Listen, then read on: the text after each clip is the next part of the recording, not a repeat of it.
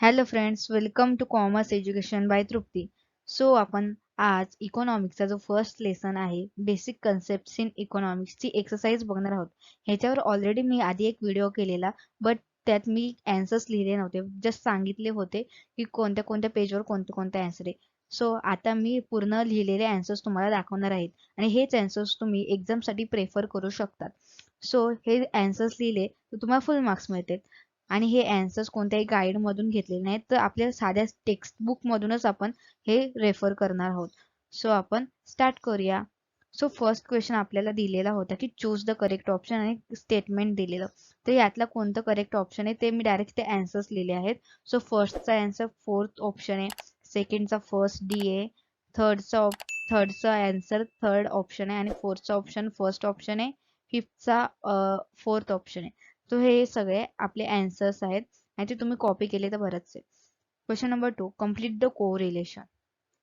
So आपल्याला इथे ज्या फिल इन द ब्लँक्स दिल्या आहेत, म्हणजे आपल्याला ह्या ब्लँक्स दिलेल्या जागा त्या पूर्ण फिल करायच्या आहेत. सो आपण इथे प्रत्येक फर्स्ट क्वेश्चन आपल्याला दिले आहे बघा. नॅचरल सायन्स हे एक्झॅक्ट सायन्सशी रिलेटेड आहे. सो सोशल सायन्स कशाशी रिलेटेड असणार, तर हे ॲब्स्ट्रॅक्ट सायन्सशी रिलेटेड असेल. सो आपल्याला तशाच प्रकारे ह्या सगळ्या जागा भरायच्या आहेत.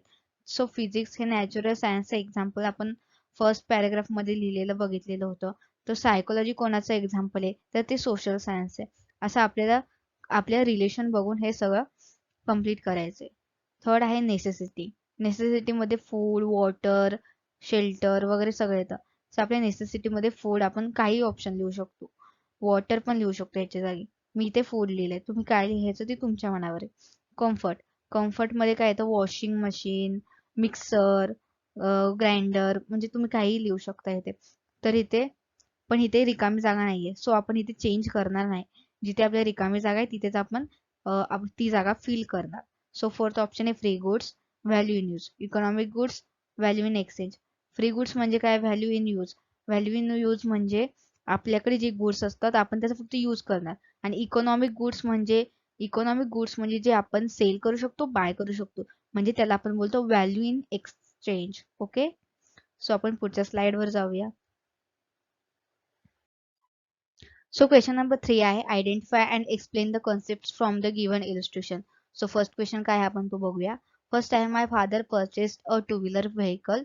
दिस helps to fulfil my travel needs. So vehicle कशासाठी खरीदलंय, कारण त्याला ट्रॅव्हलिंग करायचं त्याच्यासाठी. सो आपण हे एक्झाम्पल म्हणजे हे कन्सेप्ट कोणती ते बघणार. ती कन्सेप्ट आहे युटिलिटी. सो युटिलिटी लिहिल्यानंतर आपल्याला इथेच उत्तर थांबवायचं नाही, तर युटिलिटी आपण आधी आयडेंटिफाय केले की कोणती कन्सेप्ट आहे, त्याच्यानंतर त्याला एक्सप्लेन पण करायचं आहे. एक्सप्लेन करायचं म्हणजे आपण जस्ट त्याची डिफाईन आणि एक्झाम्पल लिहिलं तरी चालेल. मी ते त्याची फक्त डिफाईन लिहिली आहे. एक्सप्लेनेशन आपण पॉईंट करणार आणि पुढे त्याची डिफाईन लिहिणार. Capacity of a commodity to satisfy human want, satisfying power of a commodity is called utility. So आता ह्याच्याच पुढे आपण क्वेश्चन नंबर 2 बघा. एक मिनिट, जर आपण क्वेश्चन लिहिला त्याच्यानंतर आपण जर त्याची डिफाईन लिहिली, एक्झाम्पल म्हणून पण लिहिलं, तर आपल्याला तसाही हा क्वेश्चन आहे ना जस्ट 2 मार्क किंवा 1 मार्कासाठी विचारला जाईल. सो आपण थोडं छोट्या छोटं लिहिलं तरी ठीक आहे. आणि तुम्हाला डिटेलमध्ये लिहायचं असेल तर ॲज यू विश तुम्ही लिहू शकता. क्वेश्चन नंबर 2 आहे, अ study of the annual income of the family of Ramesh. So इथे कसली स्टडी आहे, अॅन्युअल इन्कम. अॅन्युअल इन्कम कोणाचं आहे, फॅमिली ऑफ रमेश, म्हणजे हे पर्सनल इन्कम आहे. सो आपण त्याची डेफिनेशन काय आहे ती लिहिणार. Earnings received by a person from all sources is called as personal income. So ह्याचा तुम्ही पुढे एक्झाम्पल पण लिहू शकता, तुम्हाला तुमची मर्जी, पण तुम्ही एक्सप्लेनेशन मध्ये त्याची डेफिनेशन लिहिणं गरजेचं आहे. सो थर्ड क्वेश्चन आहे, as per the data for financial year 2018-19 the country's production of goods and services increase by 20%. 20%ने काय इन्क्रीज झालं, म्हणजे काय आहे, इकॉनॉमिक ग्रोथ आहे.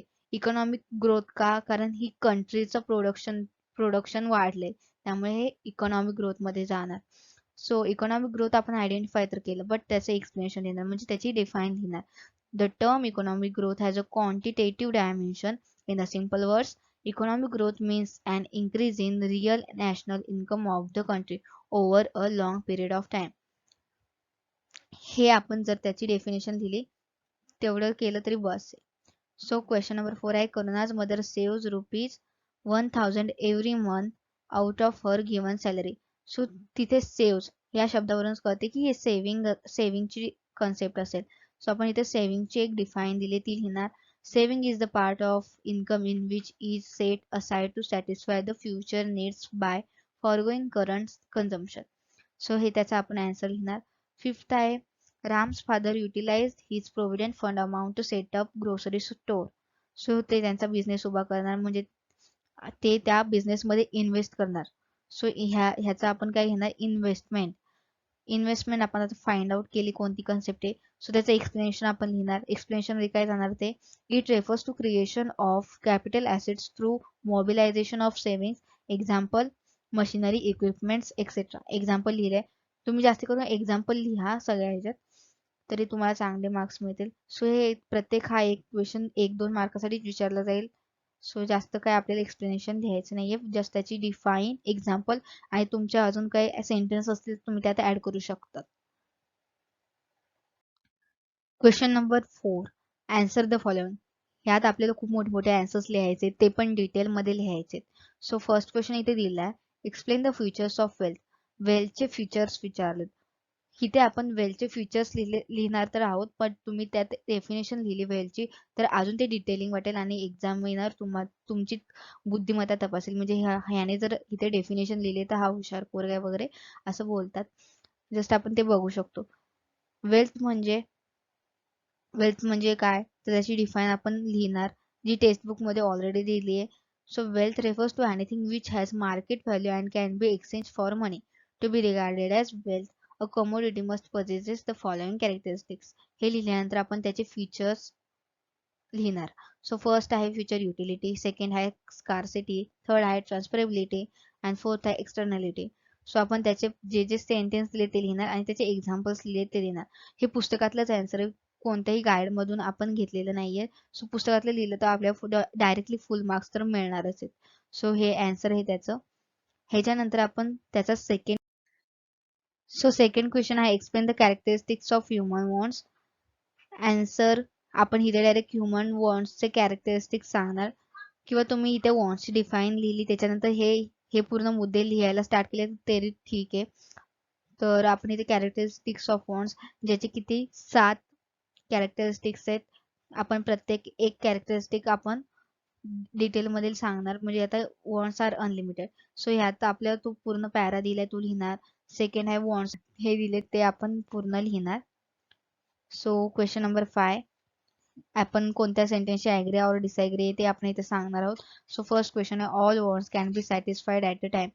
डिसॲग्री, प्रत्येक वॉन्ट काय त्यावेळेस पूर्ण होईल असं थोडीच आहे. सो सेकंड आहे, human wants change as per the seasons and preferences. Agree, आपण इथेच बघितलं. Seasons, wants differ with season, want keep on changing with season. So हे ऑप्शन ट्रू आहे. सो आपण ह्याच्यासोबत ॲग्री आहे. थर्ड आहे, value in use and value in exchange are the same. Disagree, आपण फिल इन द ब्लँक्स मध्ये बघितलं. Value in use म्हणजे आपल्याकडे जे गुड आहे, म्हणजे आपल्याकडे ते ऑलरेडी आहे, तर आपण त्याला पैसे न देता म्हणजे एक्सचेंज न करता यूज करतो आणि डायरेक्ट आपण त्याला युटिलिटी बोलतो. अँड व्हॅल्यू इन एक्सचेंज मध्ये आपण त्याला बाय करतो किंवा सेल करतो, म्हणून त्याला व्हॅल्यू इन एक्सचेंज बोलतात. त्याच्यासाठी आपण कोणीतरी मॉनिटरी टर्म यूज करतो. सो आपण त्याला बोलतो व्हॅल्यू इन एक्सचेंज. सो आपण ह्या पूर्ण सेंटेन्सची डिसॲग्री आहोत की value in use and value in exchange are the same. कसं काय होऊ शकतो, नाही. सो एवढंच आहे. आता हा आहे लास्ट क्वेश्चन, जो सगळ्यात मोठा क्वेश्चन आहे आणि ह्याचे मार्क जवळपास 5 ते 6 मार्कासाठीचा हा क्वेश्चन विचारला जाऊ शकतो, किंवा 3 मार्क 4 मार्कासाठी देखील विचारला जाऊ शकतो, पण जास्तीत जास्त वेटेज ह्या क्वेश्चनचं असेल. सो फर्स्ट क्वेश्चन आहे, explain the basic concept of macro economics. So इथे ह्याने सांगितलं आन्सर इन डिटेल, म्हणजे प्रत्येक इथे जो आपण शब्द बघतो त्याचा आपल्याला डिटेलिंग मध्येच आन्सर करावा लागेल. सो फर्स्ट आहे मॅक्रो इकॉनॉमिक्सचे आपण इथे डिफाईन लिहिणार. मॅक्रो इकॉनॉमिक्सचं काय डिफाईन लिहिणार आपण, macro means large or aggregate or total. आणि त्याच्यानंतर कॅनेट बोल्डिंगचा जो एक पॅरेग्राफ आहे, Kenneth Boulding definition of macro economics. So आपण तो पूर्ण पॅरा इथे लिहिणार, तीच डेफिनेशन द्यायची, बाकी कोणती डेफिनेशन तुम्ही लिहिणार नाही आहात. सो ते नंतर एक्सप्लेन केल्यानंतर आपण नंतर सेकंड पॉईंट जो आहे B, basic concept of macro economics, त्याच्यानंतर त्याचे आहेत 6 पॉईंट्स, ते आपण पूर्ण एक्सप्लेन करणार. आणि नॅशनल इन्कम मध्ये मी जे हायलाईट केलाय जो पार्ट, तो लिहिला नाही तरी चालेल, बट लिहिला तरी बेटर आहे. सो तो तुम्ही लिहू शकता, तो तुमच्यावर डिपेंड आहे. सो त्याचे 6 जे पॉईंट्स आहेत ते आपण पूर्ण लिहिणार. National income, saving, investment, trade सायकल्समध्ये इन्फ्लेशन अँड डिप्रेशन काय आहे ते पण सांगणार. Economic growth, economic development.